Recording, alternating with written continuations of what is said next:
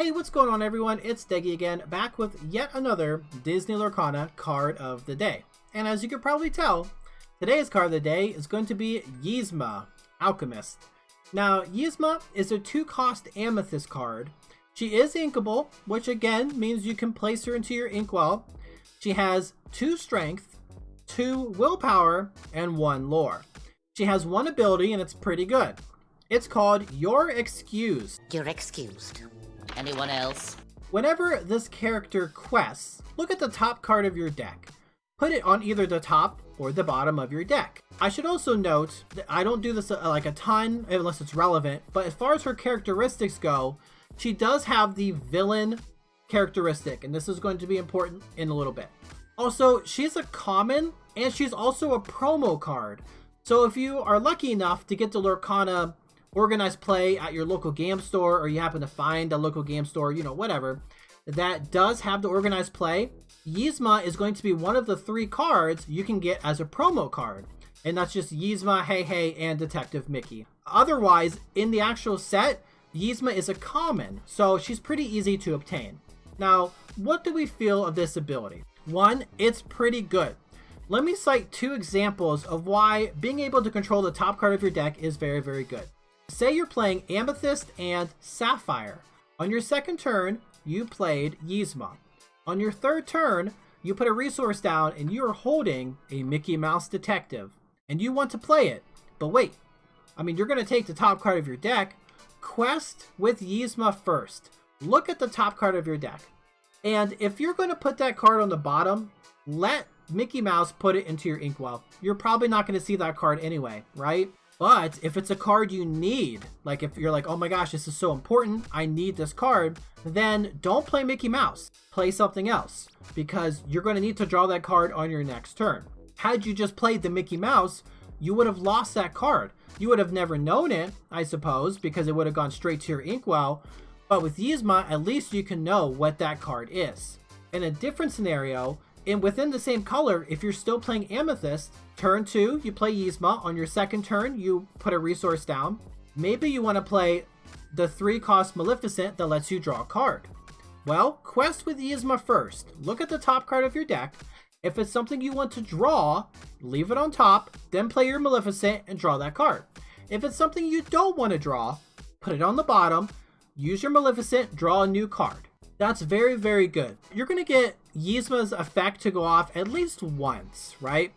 Now, unfortunately, a lot of the 1-cost characters like Sergeant Tibbs, Flounder, Stitch, they all have 2 strength and 2 willpower. As soon as Yzma quests, your opponent's probably going to take her out.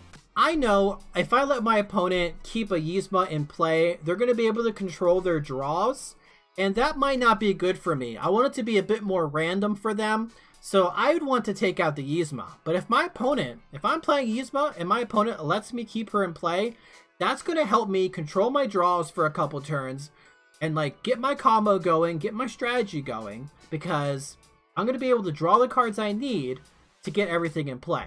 Now, I had mentioned this, but on top of her ability, she is also a villain. That means Yzma fits very well into an Amber Amethyst deck that features Hades, King of Olympus, because that Hades needs to have villains in play so he could get a whole bunch of lore when he quests. Well, guess what? Yzma is a villain.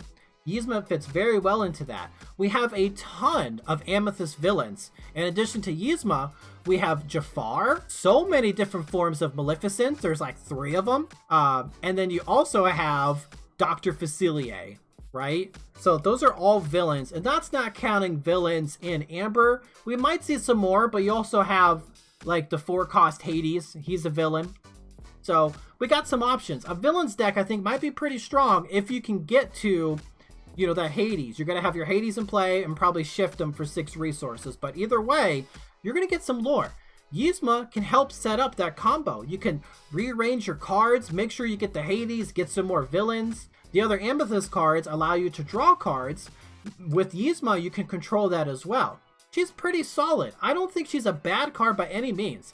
She's good. I think she's a very good ability. It's very simple. It gets the effect done What more could you want? Now, she might draw attention from your opponent, unfortunately. Once she quests that first time, she might not stick around. Her 2 willpower basically means she's going to lose to almost every other character that can be played around that time. There's a couple characters like Olaf, you know, Pascal, Maleficent, the 1-cost Maleficent, who cannot challenge her and survive. I mean, Olaf can challenge her twice and survive. No, he wouldn't survive, but he can challenge her, survive, challenge her again, and they're both banished.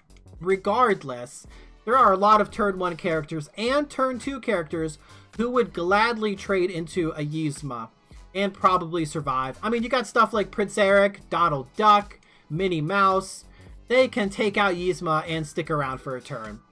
Regardless, her effect is really good. Being able to use it even just once can definitely help you. You might draw a card like Magic Mirror, right? Maybe you're going to end up drawing Magic Mirror, and that's not going to help you. You can't ink it, and you have other cards you need to play. You can put that Magic Mirror around the bottom of your deck, hopefully draw something else. Now, if you're Yzma, you know, if you're not doing that with Yzma, you're just going to draw that Magic Mirror and be like, oh man, like I didn't need this right now. She's pretty good.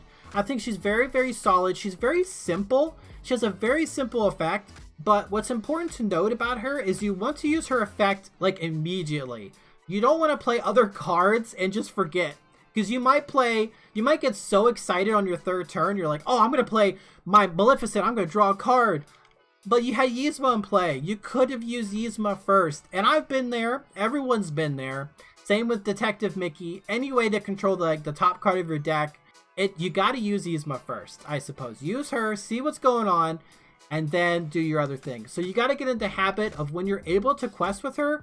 That should be the first thing you do. It should be one of those you should be okay losing her type of things. She is still getting you a resource to winning, right? You're getting a lore. You're still one step closer to winning the game. If your opponent doesn't deal with her, well, fantastic. You can quest some more, control your draw some more. If your opponent does take her out, that's fine. It's not a big deal. You have more, and she helped you at least once, right?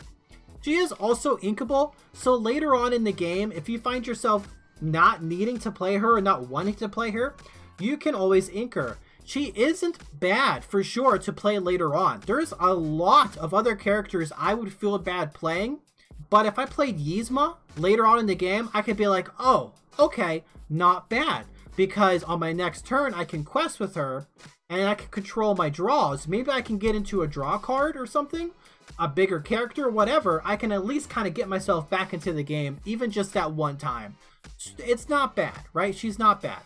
So overall, though, you know, what would I give her? I want to say 7, but I think she's a little better than just a 7, right? A Timon from, you know, the previous card of the day, if you don't have anything to do with him, he can be kind of like a waste, and he's almost like a later game character. Yzma can be played almost whenever. She's always useful. She can always control your draw. She can always be inked. She's also a villain, so just putting her down to combo with Hades is also really good. So I think she's a little better than Timon in that regard, and I gave that Timon a 7. So we're going to say that Yzma is probably a 7.5 to maybe an 8 out of 10.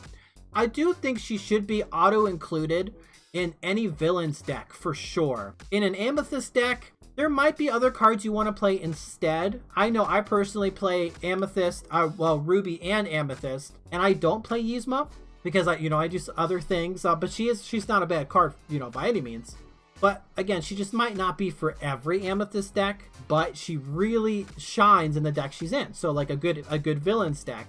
She might also be really good in more of like a limited setting, where if you're playing like a starter deck or a draft or something like that, having Yzma be able to control your draws is just so good. That's so good. She is really good in that regard, but she definitely should be considered if you're building an Amethyst deck. Definitely play her. Play test, put her in your deck, see what you think. If you're not feeling her, that's fine, right? But I don't think you'll be unhappy, I suppose. I think she's definitely pretty good. I'm giving her a 7.5 out of 10 because of her effect. She's good at any time, and she's always inkable. So I think we'll see some Yzma in the future for sure. But hey, thanks for watching. I appreciate it. Thanks for sticking with me as I ramble through my cards. Again, I love getting my thoughts out there. So you stay safe out there, make good decisions, and I'll see you in the next one. Okay, bye.